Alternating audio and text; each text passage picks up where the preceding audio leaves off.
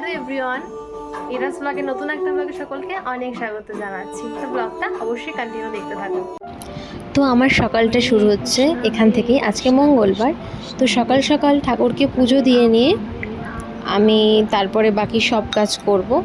কারণ এখন তো অম্বুবাচী চলছে, তাই জন্য পুজো বন্ধ আছে, কিন্তু গোপাল নিত্য সেবা তো প্রতিদিনই করতে হয়, তাই জন্য আজকে শুধু গোপাল সেবাই হচ্ছে।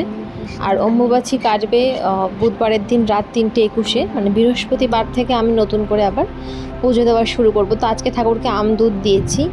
আমি যতদূর শুনেছি যে অম্বুবাচীতে, মানে শুনেছি বড়দের কাছ থেকে আমদুধ দিতে হয়, তাই আজকেই দিলাম সেটা। আর মঙ্গলবারে যেহেতু আমরা নিরামিষ খাই, কারণ আমি বজরংবলী মন্দিরে প্রতি মঙ্গলবার করে যাই, তো আজকেও যেহেতু নিরামিষ রান্নাবান্না, তাই সকাল সকাল রান্নাবান্না সেরকম কিছু আজকে হয়নি। সিম্পল 2-3টে রান্নাই হয়েছে আজকে। তো ওগুলো হওয়ার পর আমি ফ্রেশ হয়ে নিয়ে দুপুরের খাওয়া খেয়ে নিয়ে তারপরে একদম কাঁচা জামা কাপড় পরে শুদ্ধ বস্ত্রে মন্দিরের জন্য বেরোবো। আর আমরা না ওই 4টে নাগাদ করেই মন্দিরে যাই, কারণ সারাদিন আর সময় হয় না ওর কাজের জন্য, বা ওর এটা ওটা থাকে, তো সেজন্য 4টে নাগাদ করেই যাই মন্দিরটাতে। বেরোচ্ছি, রেডি হচ্ছি। এই দুদিন ব্লগ দিতে পারিনি, বাইরে বৃষ্টি হচ্ছে। তো আগের দিনও যখন গেছিলাম ছাতা ধরেই বৃষ্টির মধ্যে স্কুটি করে গেছিলাম, তো আজকেও সেইভাবেই যাব। তো চলো, যেতে যেতে দেখা হচ্ছে তোমাদের। বাইরে যে কি পরিমাণ বৃষ্টি হচ্ছে, এর মধ্যে যাব স্কুটি করে, এটা ভাবছি। তো দেখি বৃষ্টিটা একটু কমলে বেরোবো, নাহলে টোটো করে যাবো, দেখা যাক কি করে। বৃষ্টিটা একটু কমেছে, তাই ভাবলাম যে এই সুযোগ এখনই বেরিয়ে যেতে হবে, কারণ বৃষ্টি যদি পরে আবার জোরে চলে আসে তাহলে সমস্যা। আর তো প্রচণ্ড বৃষ্টি হয়ে গেছিলো যখন বেরোই। যাই হোক, ঠাকুরের নাম নিয়ে যেহেতু বেরিয়েছি, ভিজতে ভিজতেই যাবো, তাও ভালো। এই যে বজরংবলী মন্দির, যেখানে আমি প্রতি মঙ্গলবার করে আসি, মন্দিরটা খুব সুন্দর, খুব স্নিগ্ধ, ঘাটের ধারে আসলেই মনটা ভালো হয়। তবে এখানে কিন্তু 24 ঘন্টা ঠাকুরমশাই থাকেন না, কখন থাকেন সেটা আমরা জানিও না।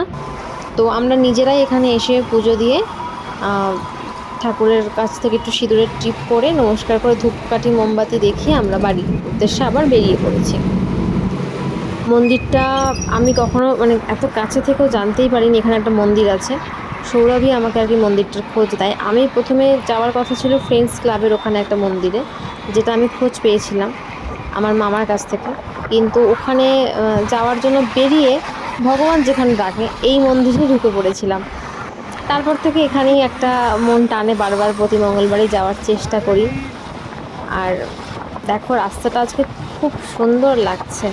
আর আমাদের রাস্তাঘাট নতুন হওয়ার পরে তো এখন প্রচণ্ড সুন্দর লাগে যখন এই ফ্লাইওভারটা দিয়ে যাই বাইকে করে। আর সকালবেলা একরকম সৌন্দর্য, রাত্রেবেলা লাইটগুলো যখন জ্বলে তখন আরেক রকম সৌন্দর্য লাগে। বাড়ি চলে এসেছি, হাত পা ধুয়ে ফ্রেশ হয়ে নেবো। এবার পা ধুয়ে এসেছি, কারণ প্রচণ্ড যেহেতু বাজে একটা স্যাঁতস্যাঁতে এমন বিশ্রী ওয়েদার, যে আমি তোমাদের ওখানে বলে বোঝাতে পারবো না।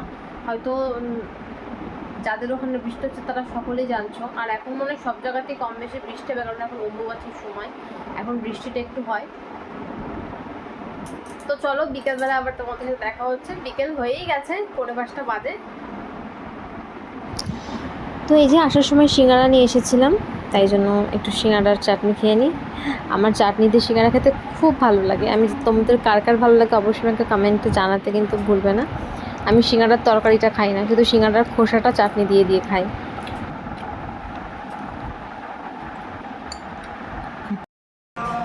এখন বাজে সন্ধ্যা 7টা, আর আমি টিভিতে মায়াপুরের সন্ধ্যা আরতি হয় প্রতিদিন সন্ধ্যাবেলায়, পারলে সময় করলে একটু দেখি, আর সাথে একটু ওয়াল আর্ট করবো।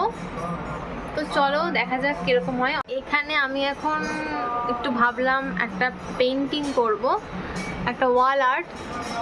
আমার খুব ওয়াল আর্ট করতে ভালো লাগে, তো সেজন্য ভাবলাম আমার নিজের ঘরেই কেন না করা যায়। তো এই ড্রয়িংটা জানি না কীরকম হয়েছে, তোমরাই আমাকে কমেন্টে জানিও কীরকম হলো। হট করেই মাথায় আসলো আর হট করে এগিয়েও ফেললাম। তো চলো, ব্লগটা ছোট্ট করে এখানেই শেষ করছি। কীরকম লাগলো কমেন্ট করতে ভুলবে না, ভালো লাগলে একটা লাইক করে দিও। Thank you.